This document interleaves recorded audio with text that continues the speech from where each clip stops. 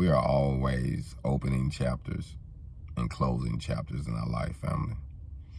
I was thinking about it this rising on how we have to close chapters of locations we used to be at, or where we was from, people we used to associate with, things we used to do, habits we used to indulge in, places we used to shop. You know, we're always opening and closing chapters, and, you know, once you become conscious, certain things you just can't do. Like, it's going to grieve you to even think about doing it. Like, it's going to irk your spirit. So, you know, you can't do it because you're conscious now. Like, you know better.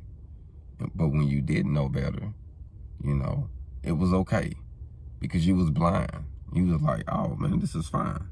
But now you know it ain't. So you have to switch things up and close that chapter. Just don't leave a chapter open, family, when you know you need to close it. When you know it's keeping you from growing. Hold on.